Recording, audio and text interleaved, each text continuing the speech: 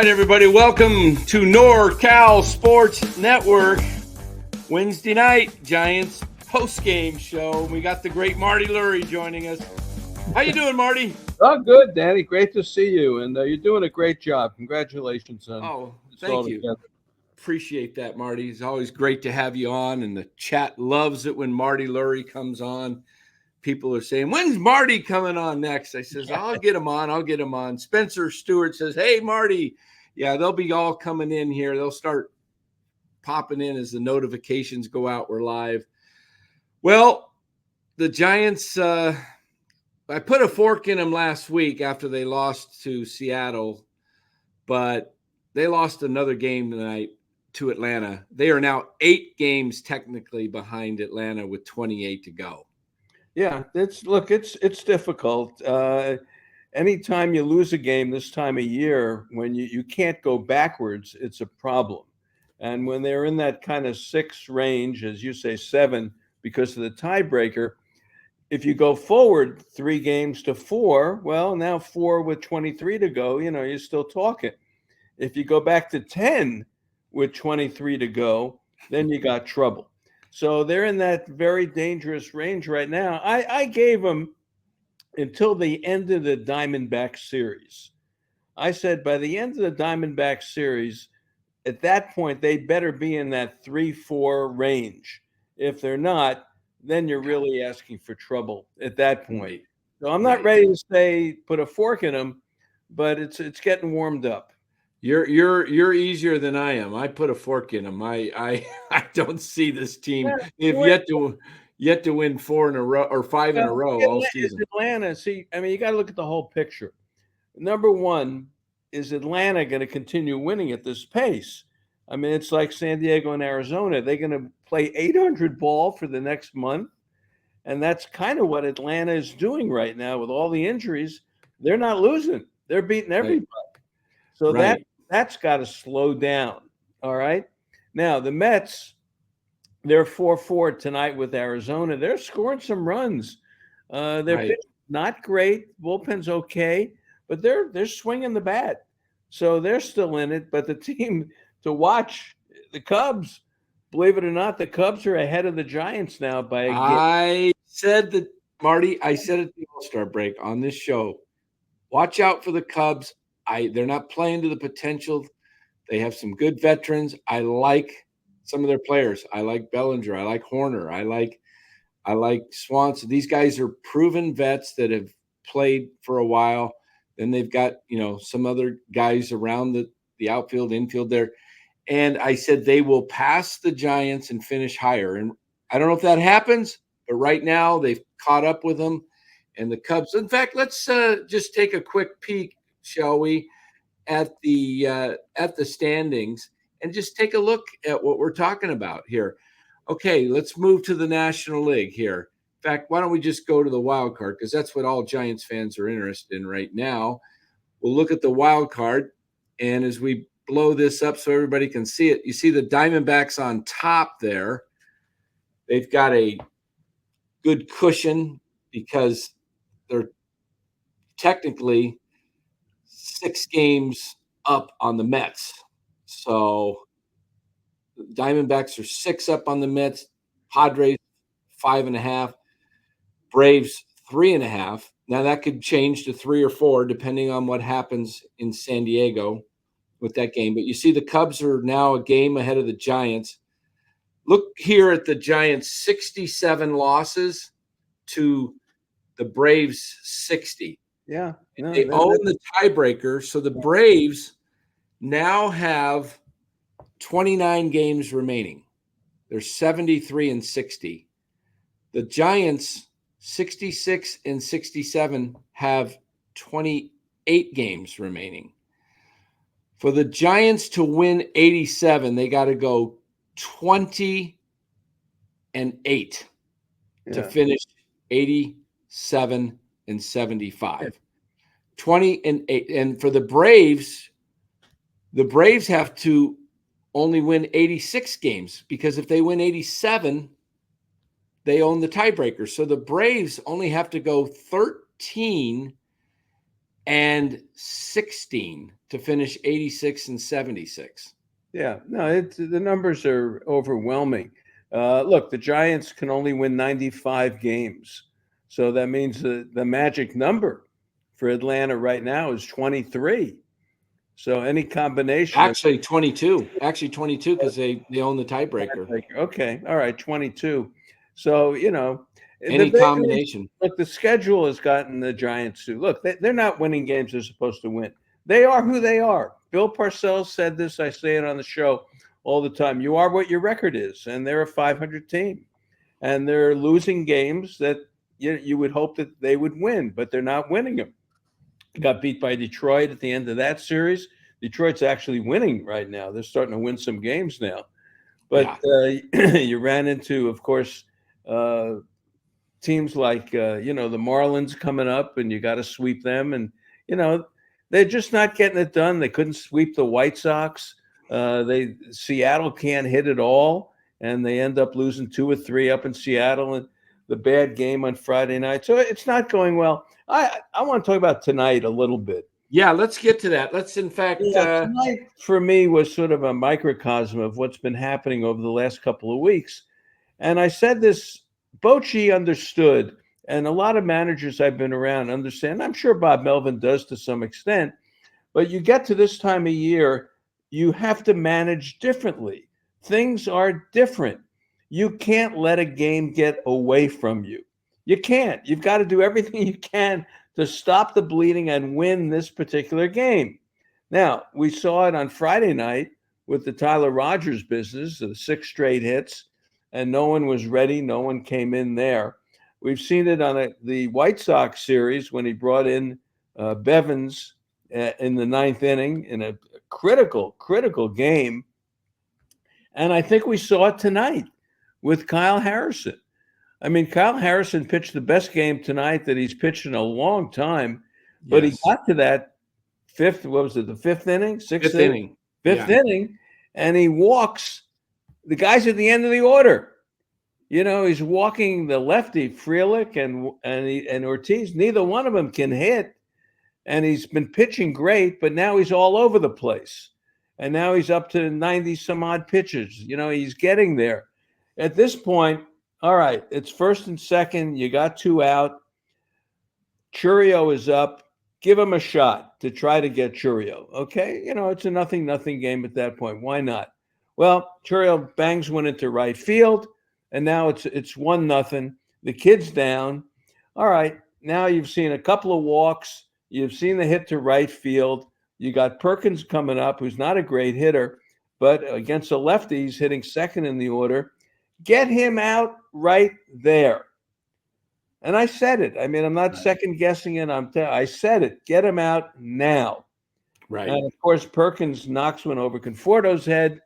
And now you got another run in. You got 2 more on base. 2 come in. You got 2 on base. And now Contreras is up. Get him out for Contreras. And he leaves him in for Contreras. And he hits a 2-run homer, and it's 5 runs. What are you doing? Yeah. What are you doing? I tell you, I'm watching this, and I love Bob Melvin, and he's won divisions, and he's managed 3,000 more games than I have. But I've watched probably 3,000 more games than he has. And I'm telling you something. When you get into this part of the season, you get in games like this, you better make your move now. You can't wait. You can't wait. And then he gets Jelly up. Jelly comes in, of course, gets out of the inning.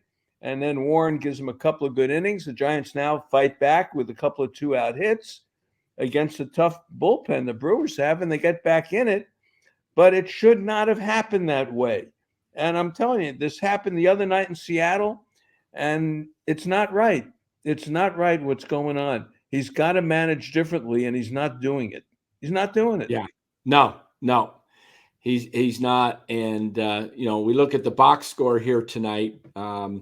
Fitzgerald came back with 2 hits his last couple of at-bats. Conforto got the pitch to right field. Yeah. Well, he pulled the hands in.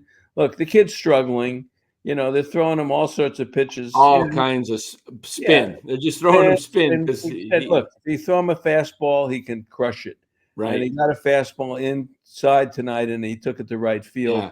and he got a hit. But yeah, the kid's trying. Yeah. He's still a little erratic at shortstop. Yeah. But look, they put Taylor Rogers on waivers, right? Yeah, I want to get to that. Taylor Rogers Estrada, and which is no shock. It's yeah. no shock. Estrada's had just a miserable season, and you do have people at Sacramento that you can give a chance to. You Well, do. I was wondering if this is my thinking, what they might be doing. They might be looking at saying, you know what, we want to re-sign Chapman. There's no spot for Casey Schmidt unless we make him a second baseman, because Fitzgerald's now the shortstop going forward. So is Casey, we got to take a look and give this kid 100 at bats before the season ends and see if he's part of the future or not. Yeah, no, there's no argument on that. And Wisely is the other one.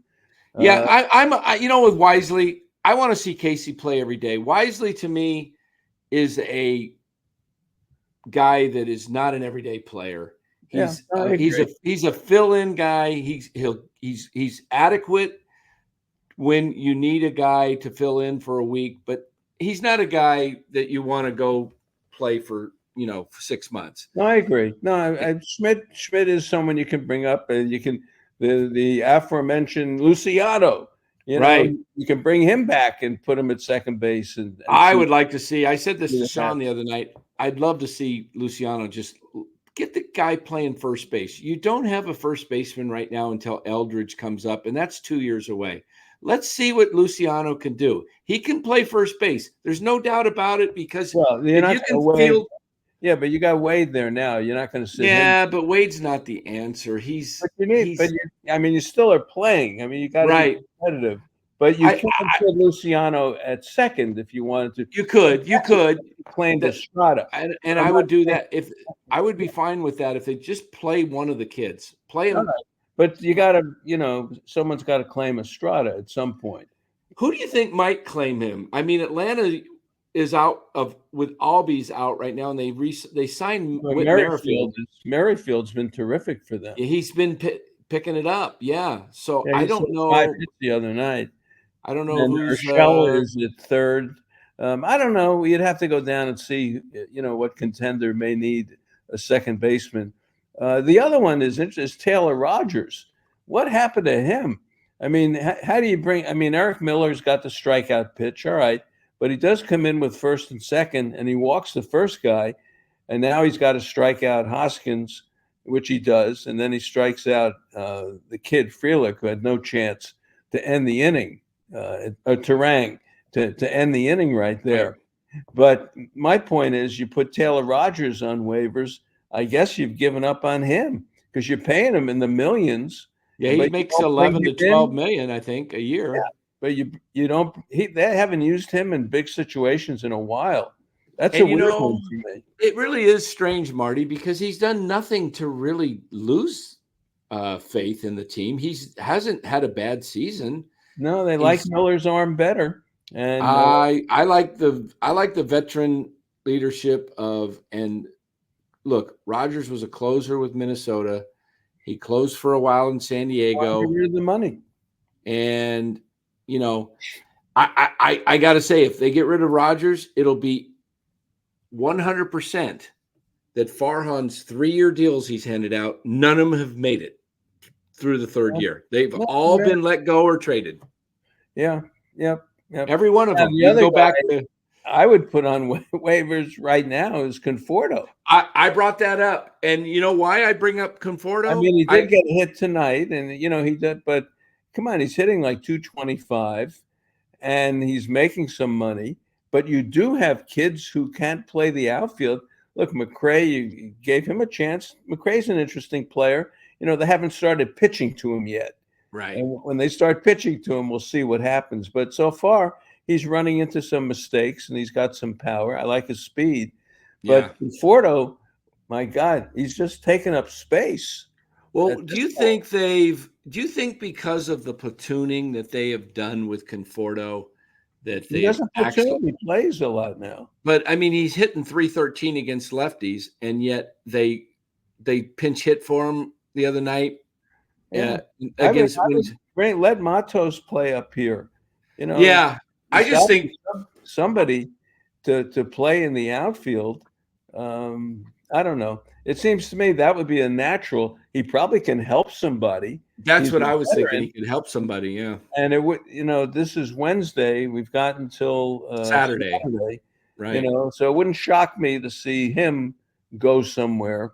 So we'll see what they do. This is, you lose tomorrow, and it heightens the urgency to maybe try to move a couple of these players and save some money. Right. I think I did not predict any of these guys that went on waivers today, but I did predict Conforto because they're paying him 18 million. So this is the 1/6, 3 million is what some club would have to pay to pick him up. $3 million. And that's worth it if you're going for a title. Look, the Mets could still be interested in him. I know they took Winker instead Right. of him, but you have him. Who knows? The Braves, may be able to deal with him. They're still going to be challenged to score runs as we go through this thing. You'd have to, as I say, you'd have to go through the list and see what American League clubs may want him. But that's one I wouldn't be shocked if he goes somewhere because he should have some interest because he's been a World Series player and he can hit the ball a little bit, but he's never coming back. Right. He's not coming back. What do Now, you Marty, think? you would know this. I would think players like Conforto would request to be put on waivers. Like, give me a shot at the playoffs this year. Well, I'm not coming back. I'm a free agent. I don't. Estrada I don't and think Rogers he are thinks not like free that. He's getting his 18 million. He's got his little baby. Everything is Yeah. nice in San Francisco. The last thing is pushing to get out of here. He just wants to get his money, I would think, at end of Yeah. season. But truthfully, for his career in his future, if he had one of those Beltran, Soler, Rosario playoffs, Oh, yeah. he could get a job because if he doesn't, he's going to have a tough time getting a job next year. Probably so. You look at the guys that didn't get jobs this year, guys that actually had decent seasons last year, like Brandon Belt, who had an 800 plus OPS last year and didn't get a job this year. Which brings us to Chapman. Yes. What do they do now? If you could, would you sign him? And if you could sign him, how much of a commitment do you make? Is it worth it? Is he just a good player on a mediocre team? Or is he really a good player that you want to have if you're going to be a pennant winner? Yeah. I said this to Ned last night. I think Matt Chapman would be a dynamic player on a team like the Dodgers where they don't have to count on him offensively because they have stars and the Yankees have stars. The Giants have no stars. Yes, Ramos made the All-Star team, but he's not a star yet. Yeah. He's not that guy. Yeah, And Chapman shows up every day.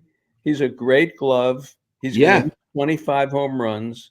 He's probably going to drive in 75 to 80 runs when it's all said and done. perfect for a team In today's world, that's pretty good. I still think they don't have a third baseman, and they don't have the prospect of a third baseman. So I don't know what he's going to want to do. I mean, I'm not sure he's going to have a great market, but he probably is 3 years at 75 or 3 years at 85. yeah, That's that's about right. That's about right. Now that's I'm probably hearing they're about talking 5 years and they want to go 5 years 120ish, 125, 4 years 100. I wouldn't do that. I yeah. think he's going to be 32.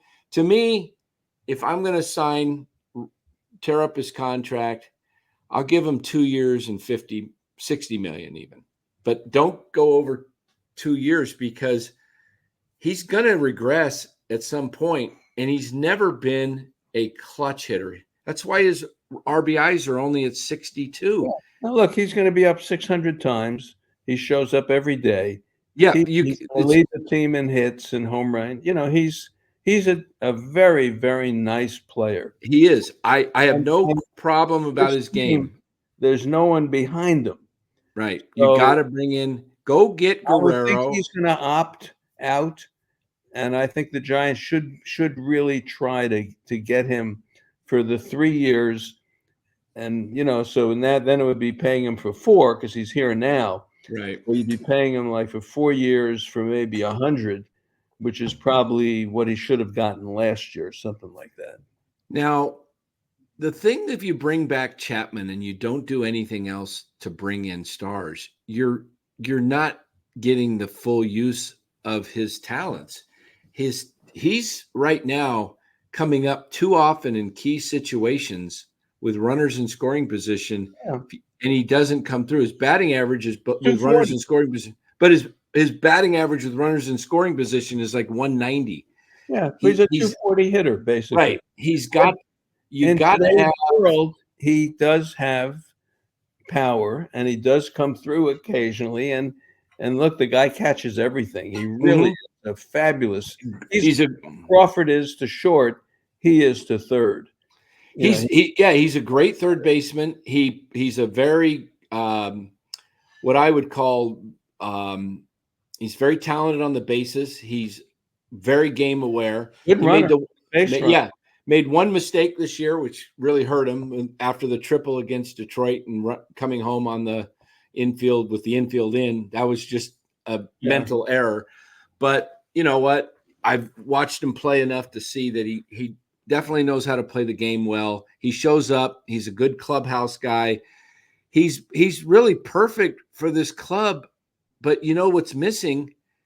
I'll tell you what the Giants could do, but it's not going to happen. So I'm not going to tell you this is what they will do. I don't see it happening. But if you could trade for Vladdy Guerrero and sign Juan Soto and have Chapman, you are a contender. Where is your bong? Is your bong there? Yeah, my bong here. Let me get that there because it's not going to happen. I know that. Are you smoking tonight or just using the bong tonight? This one here. Turn it up here. We'll give it one more time there. No, I was teasing. I said you're smoking marijuana. Oh, that one. Oh, the bong. Okay, yes. I'm a man of the 60s. We remember the okay, bong. Yes. The bong. Okay, I thought you said I think you meant the gong. Yeah, the bong. Yeah, I do not think anything will happen. You're out of your mind. No, he's Chapman. No, Soto's not coming. He's not coming. Don't even waste time. I'm just saying what they need. It's their only chance of ever being good. Yeah, but these guys aren't. Look at next year. Let's take a look as we're talking here. This one, look, as I say, until the Arizona series is over, I'm not going to say they're done. You win 4 in a row. Atlanta loses 4 in a row, and all of a sudden people are going nuts and getting excited. So we're not at that, called the emergency vehicle yet. Not yet. All right. But what does it look like for next year? Wade probably is not the answer at first. Nope. They have a real void at second because Estrada's going to be gone. Yep. Fitzgerald is a good player. Is he the shortstop? Nah, maybe. He's more of like a real good utility guy. And then at third, let's say you have Chapman. You've got Ramos in the outfield. I mean, he's going to be here no matter what. You've got Lee coming back in center. Probably Yastrzemski doesn't come back, I would think, but maybe he does. But I would think not. But maybe that's a right field is where you go with Teoscar Hernandez or that kind of player. That's where you go to pick up the guy you want. Bailey is going to be the catcher no matter what until the automatic strike zone goes in. His pitch framing is very valuable, even if he can't hit. So honestly, it's first base, right field, second base. That area is what they have to concentrate on. And I love the Vladimir Guerrero idea, but I don't think Toronto's going to trade him. He's had such a great season that he is their star. How do they trade the guy? Yeah, it's a rough one. Let me go through the chat here. Got some questions here and comments. Robert Brown, one of our members, says, I agree. Fitzgerald is maybe an everyday shortstop. Yeah. I suggested that Fitzgerald should be ideally suited as a Chris Taylor type and move around, give guys a day of rest, but play him most every day. But his speed is tremendous. He's got some power. He can steal a base. It's a one-run game, and he gets on in the 8th inning. It's trouble. And I agree with Robert Brown. Maybe every day, but probably not. More like what you just said, a Chris Taylor type. Yeah, and they need a DH, Robert says, too. Exactly. Let me ask you this question, Marty, because this has been burning in the chat. And is the platoon system that they're going with, is this Farhan or Melvin? Well, everything is Farhan. It seems like it, because Melvin didn't used to manage this way. No, but Melvin puts his guys out there. I mean, he puts his guys out there every day. If you look at the lineup, it's the same lineup. If it's a righty lefty, you know who's going to be in that lineup. He doesn't mess around too much. He's pretty much, he likes his guys and he plays them. But as far as any tinkering goes, that's not just Farhan, that's the organization. That's the way they approach it. They have their hands on everything. Yeah, and it's What do you do at DH? That's Robert Brown brings up a good point. Uh Where do you go at DH? I mean, if Fitzgerald's not playing, I guess you can DH him, but you'd rather have someone who really is a, the hitter, the JD Martinez in his prime kind of hitter that you can put in there. Yeah, I think they thought they were getting that with Soler, not quite the hitter, for average, but they thought they were going to get the power, and it just didn't materialize. But I don't know what they do. I mean, they tried Jock, for a couple years. Jock's having a great year with Arizona. He's got a 900 OPS. Yeah, look, for Arizona, the guy hits right-handed pitching. It's going to be interesting to see the series next week, and I have to think about where's Snell going to pitch. Is Snell pitch Friday night? So Saturday. Friday. Yeah, he'll pitch against Arizona. Harrison, I don't know if he's going to pitch, but you like to get some lefties in against Arizona because they are lefty loaded in that lineup.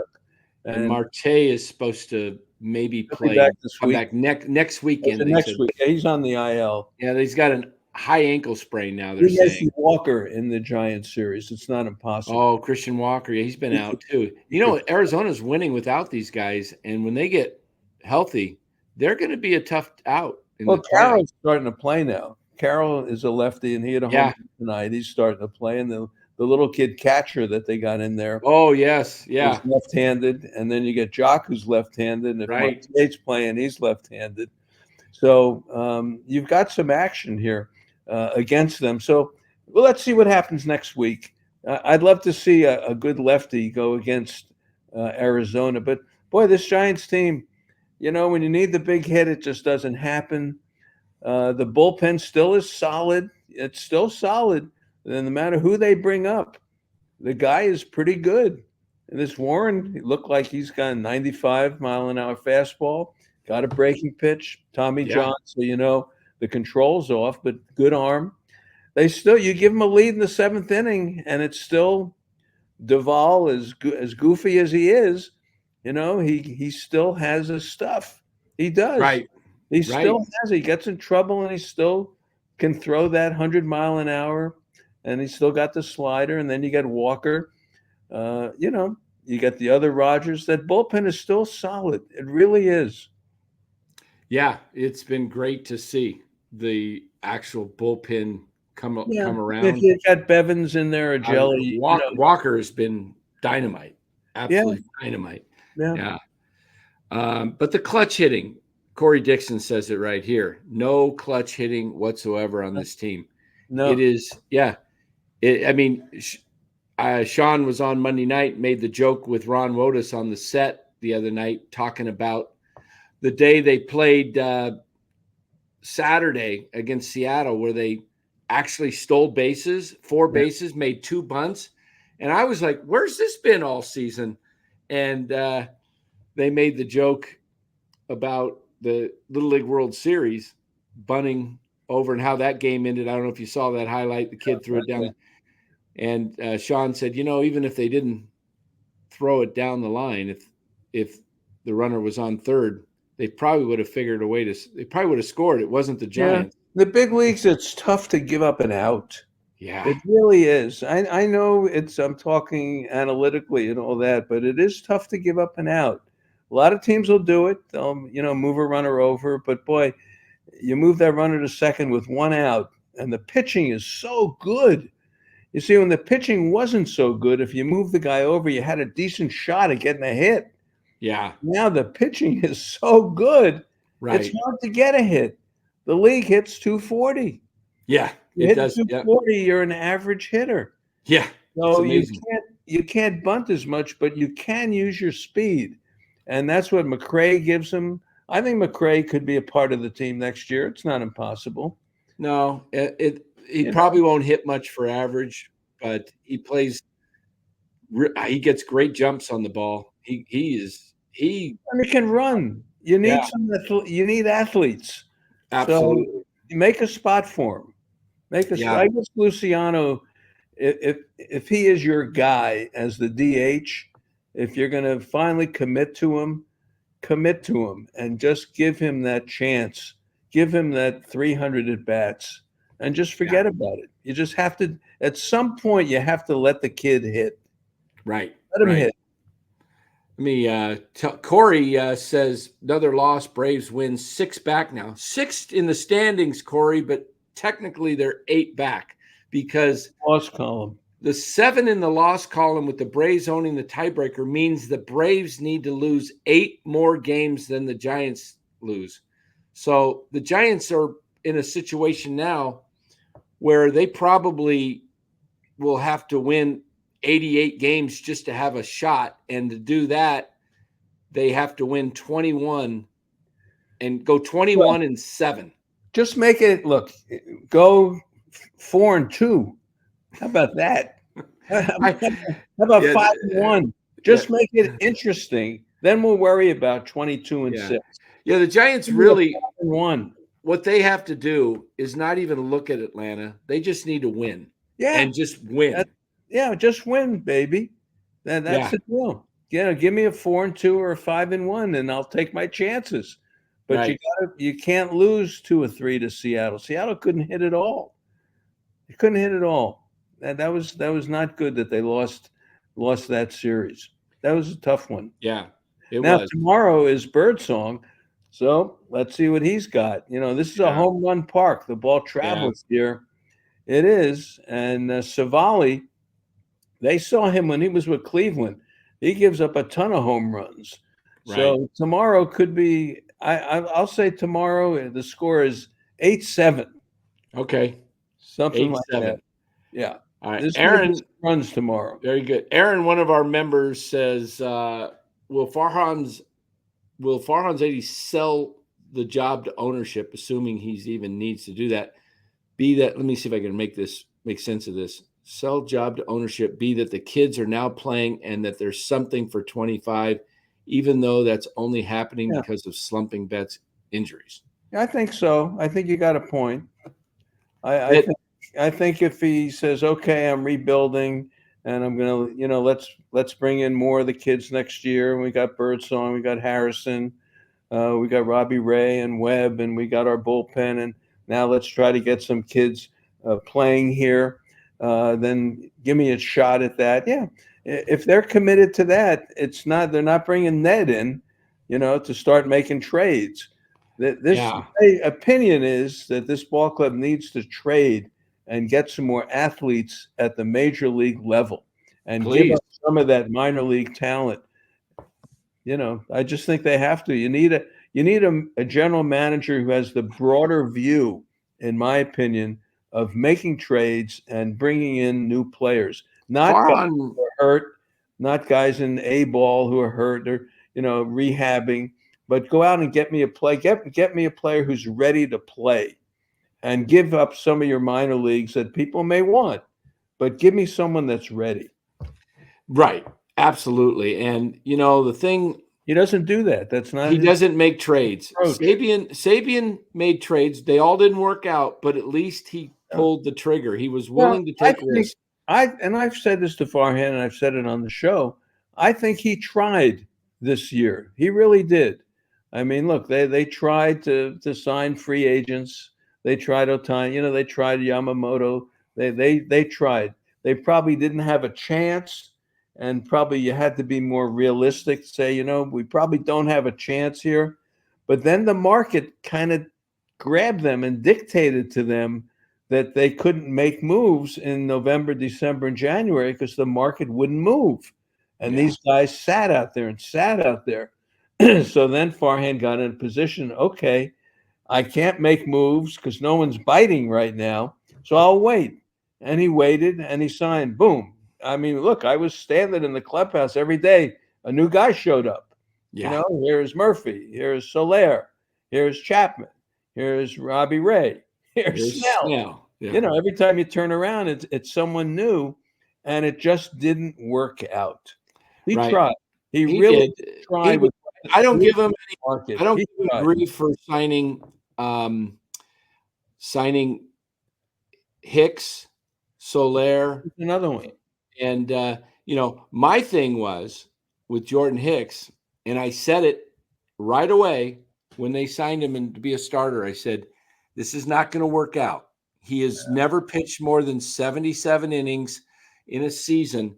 They're going to burn him out. And my fear is that he's going to get hurt in the second half and not have any effect on the. And you could see it coming, Martin. The kid pitched 104 miles an hour, and he's down into the low 90s now. I know. In spring training, he looked great.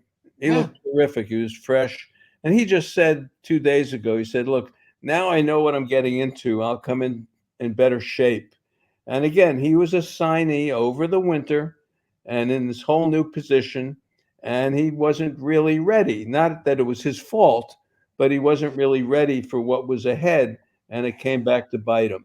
So that hopefully they'll straighten out next year. Make him the eighth inning setup guy for Walker. Trade Duvall while he still has value before it starts going further down. They had a chance to trade Duvall at the trade deadline, and they didn't.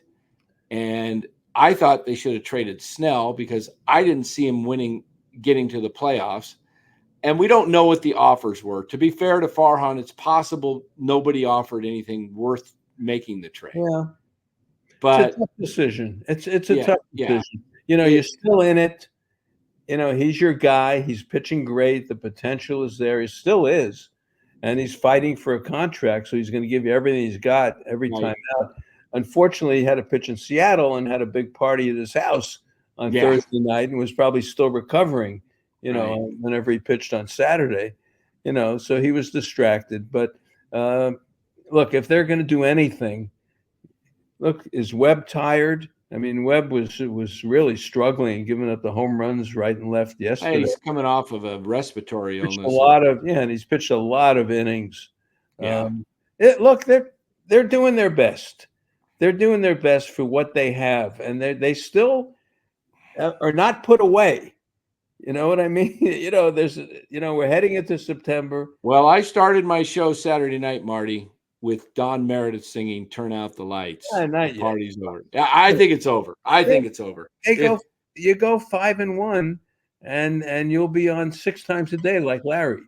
You know, you'd be on every 6 minutes. You know, I'm on 3 times a day right now. You'll be on 6 times a day. Yeah, if they go 5-1.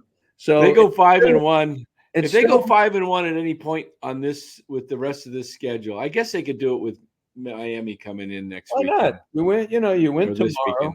You get a slugfest. You win tomorrow, and you sweep Miami. You got Miami, and you should do well against Miami. You should. And then you get Arizona coming in. So who knows? We'll see.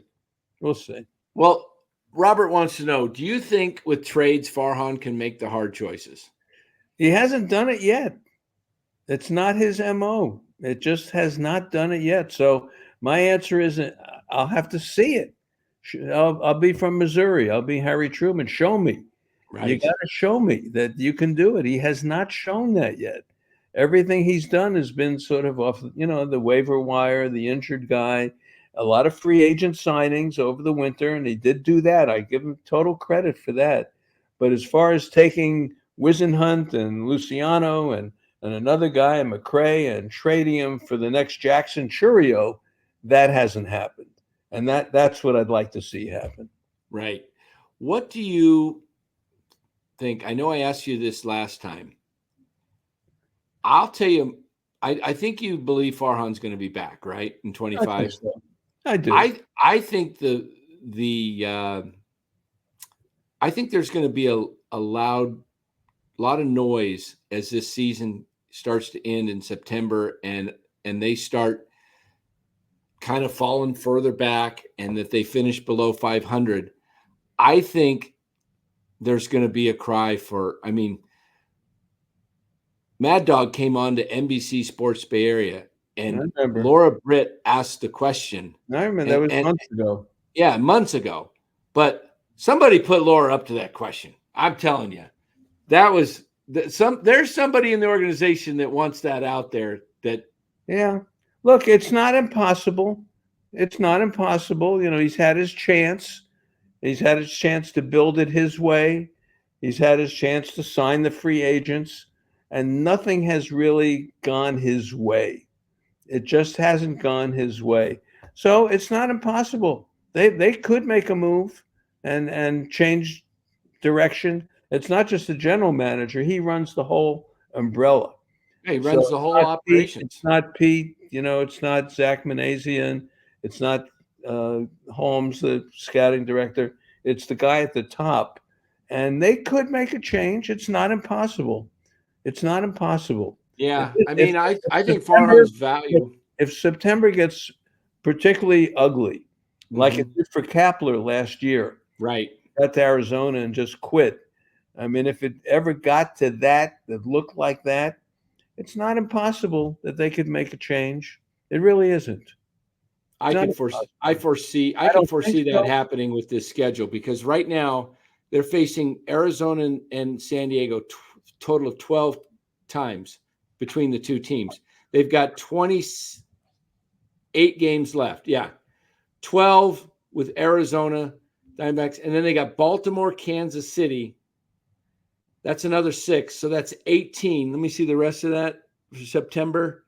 Got Baltimore, Kansas City. Oh, Milwaukee, 3 more at home against Milwaukee. So 21 of their 28 remaining is 4 with Milwaukee. I know. 6 Arizona, 6. But what I'm saying, Marty, with these teams, they're in playoff mode now, Arizona, and they're battling for position, and they want to make sure that they own that, stay on top. And then you got the Mets fighting against the Braves, and that's a battle. Those teams are playing with much more intensity than what the Giants are playing. Well, that's why you hope they can stay in this thing. I don't see it. You don't want to be 12 out of the wild card and have the next 19 games against teams that are fighting to stay in it. Yeah, and I do that. So as I say, I'll give them to the end of the Arizona series. The first series, not the one here. Series. Okay, yeah. next week in San Francisco. Yeah, I said Seattle, Milwaukee, Miami, Arizona. That group. And I said, when that group is done, they better be 3-4 back at that point, because then it really starts getting tough. Technically, the standings are 6 back right now of Atlanta. Yeah, but we know it's 7. It's really 8. It's really 8 because of the tiebreaker. So, but I will say by the end of next weekend, they won't be any better off than where they're at now. They'll be either further back or the same. I don't see them gaining. Maybe. I don't see them gaining because the Robbie Ray injury was not good. and the Bailey. Even though Patrick Bailey's supposed to come back tomorrow, he will be. To me, I hope they're not rushing him, because an oblique is easy to re-aggravate. Yeah, maybe not. They seem to feel comfortable with him. I hope so. I hope Yeah, and that's another position of weakness, in my opinion. They need to get a solid defender who can hit. Murphy can hit, but he doesn't play the position well defensively. And they went for the bat, and they need to find a catcher who can not wear out Patrick Bailey. Patrick Bailey is worn out the second half, and we've seen his average 2 years in a row go plummet. Yeah. And it's not because all of a sudden he can't hit. He's tired. Well, they thought Murphy would be that guy. And let's face it, Murphy is here next year. I mean, he is signed to be here. Yeah, this hope he can. They ought to play him 45 to 50 games and give Bailey, stop playing Bailey a full series and get him rest. No other teams do that except the guys that are really the star catchers, But even then, they'll DH the catcher. They'll rotate the catcher and say, okay, you're going to DH if we want, Here's the issue. Is it that he's tired, or is it that's just who he is as a hitter? It's possible. It's possible. Let's That's who he face is. it, before and when he was in the minor leagues, he was not a highly regarded hitter. No, he wasn't. He really wasn't. Left-handed, he couldn't hit at all. Right-handed, he could hit. Now, left-handed, he can hit, and right-handed, he can't hit. Yeah. So who is he really? And that's, he's done some nice things when he can hit, but he has fallen off the cliff again. So next year is a pivotal year for me to see what he comes back and does. He walks around like he's an all-pro. He walks around like he's Yogi Berra, and he's got it all made, but they need some help. He needs some help. He does. Yeah. Yeah. I think there's a sign that the fact that they are putting Estrada and Rogers out there, whether they get picked up or not, just the fact that they're doing that tells me that's a sign that they feel like they're going to play the young guys. They want to, they're looking. Come on, he's your lefty reliever, but they don't use him. But I guess they're not. They just don't want to. He's got his brother here. The whole thing. Do you really want to get rid of Tyler Rogers? Is he that bad? Yeah, I don't think he's that bad. I really don't. I mean, he was getting guys out with that slurve or whatever you want to call that to left-handed hitters. Yeah, his command has not been great, and he's hung a few. He has. Miller's got better stuff, so maybe they're. Look at the Brewers. I mean, they every guy they bring in throws 100. Yeah, you got to deal with that again. Same thing with Arizona. We're going to see that again. Right. Thank God we'll see the Marlins this weekend, so we'll see what it used to look like. Yeah, this is what it used to look like with a bullpen that can't get anybody out, and starting pitching that's okay, but then the bullpen comes in and messes everything up. Have they figured out who's going to replace Robbie Ray yet, or are they going to do a bullpen by committee type thing? Susan had something, maybe a bullpen game Saturday. Oh boy. Yeah, that bullpen is going to be worn out. I mean, if it isn't already, it's going to get further worn out. They got Warren, Roop, and Jelly. Yeah. And if they still have Taylor Rogers, he'll be in the middle of that too. And then there's the Marlins. So, you should be able to shut them down. Oh, they score some runs. Marlins not hopeless. They just can't pitch, really. That's been the problem. But they've got all these kids, the young arms. They'll see one of the guys in the Marlins that they will see has been pitching pretty well. Right. What do you think is realistic for next year as far as going out and finding some players? Because they don't have enough players in the system to push them over the top, to even make them a playoff team really right now. What do they need to do in your mind to actually become a real legitimate playoff contender? They got to get the meat of the order. They got to get a 3-4-5. Somewhere in that. They I guess in baseball today maybe a 2-3-4. Right. They probably have a 5-hitter in Chapman or something like that. I think Chapman should be on a really good team. Chapman should bat 7th.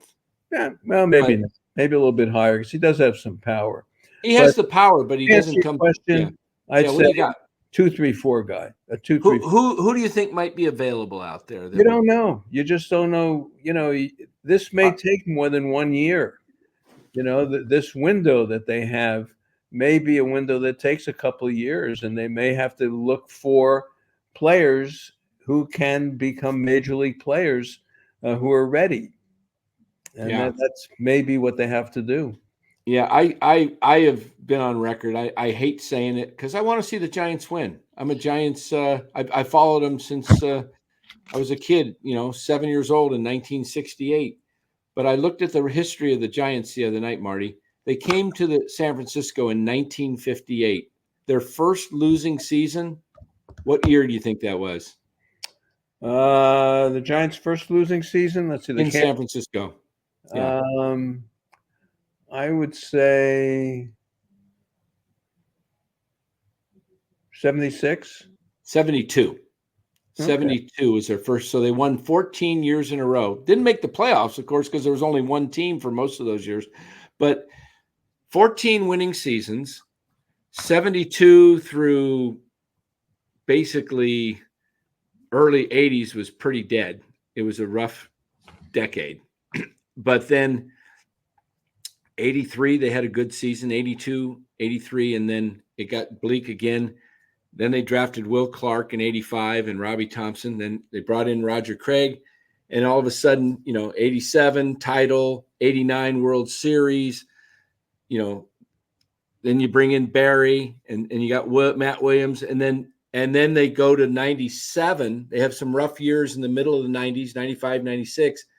97, Ned and Brian's first year together, as Brian is a general manager and Ned the assistant, they win 8 straight years, 8 more winning seasons with a World Series in there and a couple of divisions. And then they go down again from 05 to 08, and then 09. But during this time, they're rebuilding it. Matt Cain, Tim Lincecum, Mad Bum, Buster, Pablo, Pence. Not Pence, but it's not that easy to get guys like that, and everything came together. And right. You got Freddie Sanchez, and you got Uribe and Renteria and Pablo. But what do those have in common? They're all making moves. When you mentioned several of those guys' names, these were trades. They were free agents. Always timely trades to add. Baseball was like that then. See, baseball is different now. Teams don't make a lot of trades like that. But I think the Dombrowskis of the world, those general managers like Ned, I think there's a place for them. And you have to go back and try to do that again, because you can't just sign free agents all the time and think you're going to do it. You've got to get some young athletes. So pitching wise, they're going to be better next year. At least they'll know what they have sort of going into spring training. The bullpen will be probably pretty solid. Now it's a question of getting the offense going, because really offensively, that's been the problem here over the last couple of months. And it's right. Hitting runners in scoring position. You know the numbers every day. It's 4 for 10. If it is 2 for 10, it's 4 for 30, something like that. And that's got to change. That's got to change. Right. But I know it's hard to say who they could get. Who would you like to see them get next year? Whether it's, trade. What type of player could you see them adding that would actually help them, become more competitive? Well, it's a good question. Christian Walker. He's a free agent with the Diamondbacks. Yeah. Like someone like Christian Walker. That'd be good. Space. I like that. Hoskins, maybe, if he leaves Milwaukee. But how about Christian Walker? That's a legit guy. He's got legit power. Alonso is for me with the Mets, we've always talked about him. We'll do a show next time I'm on. We'll go through the whole free agent list and go through it and see. We got a question for you. I know we're going to let you get going here shortly. What, Dan, please ask Marty if he believes the Giants will re-sign Snell. Please. I don't think so. I don't either. I truly don't. Should they? Hey, why not? He's a great arm. But he's going to have a similar kind of situation. It's a tough one. Yeah. I don't think they will. I think he's going to have a market, and I don't think they'll meet that market. Yeah. He's a good pitch. Look, when he's on right now, he is unhittable. When he's got command of that fastball breaking pitch, the guy is unhittable. Will they go out and spend the money for him? They got Robbie Ray. They got, of course, you still have Hicks to fool around with. You've got uh, Webb. You've got Birdsong. You've got Harrison. I just don't think they're going to. I think if they're going to commit money, real money, it should be to a hitter. Yes, I agree. They need hitting. They definitely need hitting. Yeah. So, well, Marty, anything else you want to add? No, 5-1. Give me a 5-1. 5-1. I don't know. I guess if you can't go 5-1 with the White Sox and the A's sandwiched in, I don't know where you're going to get 5-1. All right. Well, then we got 3 with the Marlins, so maybe a little something on both sides of that starting tomorrow. Well, as I said, Birdsong, God, the way they they hit home runs. Boy, if he hangs, if that top of the zone stuff hangs up there a little bit, that could be a tough one. But they haven't seen him yet. And I thought Harrison pitched great tonight. I'll go back to where we started. This is a game that got away from them, and you cannot let that happen. You can't let that. You cannot let that happen. And within 10, 12, 14 pitches again, it happened. And once that lefty had to face all those righties, and he was all over the place at that point, get him out. The first hit, Churio, okay. After that, he should have been taken out. Yeah. Yeah. He should have been. And I don't care what the stories say tomorrow. I don't care what they ask Melvin. I don't care what his answers are. If you're managing that game at this situation, at this juncture, with this kind of, you've already seen Atlanta won today. You've got to be bold. You've got to be bold, and you've got to take charge of a situation. And for the second time in about 5 games, it did not happen. Right. Yeah. I don't care what they write. I don't care what people say. Those 2 games, the Friday night game and this game, I think he let get away. Yeah. That's my opinion. Been rough. Well, we appreciate you joining us, Marty. We'll let you go. We're going to continue. I've got Cody comes in. If you ever watch Cody, he gives a great minor league report. He follows all the minor league games from A ball. Cody who?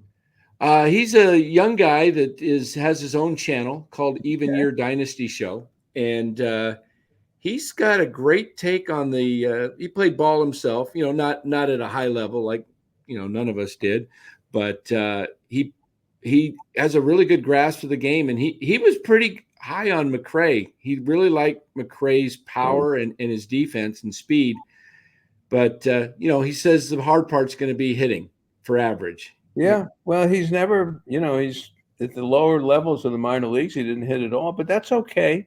He's at the big league level. I like what I see so far. It's worth a chance. He brings a dimension. When he gets on and Fitzgerald get on, man, come on. Yeah. Things can happen on the bases. Yes. I love their double steal last Saturday. That was wonderful. This kid should play every day. Which he is. He's playing. I got one more question for you before I let you go. Next year's outfield, do you see it as McRae, Lee, and Ramos, or do you see anyone else cracking that line? No, that's where you got to bring somebody in. You got Ramos and Lee. Then that other spot, you got to have somebody in that. You got to have an outfielder. So you don't think it would be McRae, No. I don't think McRae, they're ready to turn it over to McRae. McRae's got a long way to go to prove himself as a big leaguer. But can he be in the mix? Absolutely. But you can't go into the spring training saying our right fielder is Grant McRae. Right. So do you think they bring Yaz back again? That's a tough question. That's a good one. As I said, the guy could go 4 for 6 or 0 for 17, and when it's all said and done, he's hitting 240. He never hits anything but 240. That's or less, yeah. 240. Yeah. So can you do this again at his age? You got to have a better alternative. He's been great. He's a great kid. It's been a lot of fun. But I think that's a position you got to do better. Yeah. Got to do better. Well, very good, Marty. I'll let you go. Thanks for coming on again, as usual. We'll have you back on whenever you're available. We'll definitely get you on After the Arizona series, or during the Arizona series, because when at that point they're 4-1, going for that 5th win, I'll come on. Yeah. Okay. Are you saying you're only coming on if they go 5-1? No. Okay, because then I would say, man, we might not see you till after the season.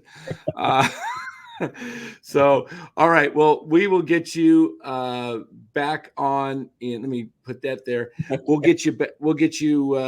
We'll do it again next week. Yeah, next week. That sounds great. All right, Marty. All right. Be well. Pleasure having you. Thanks again. No, it's fun. It's always fun. All right, Marty. The great Marty Lurie, everybody.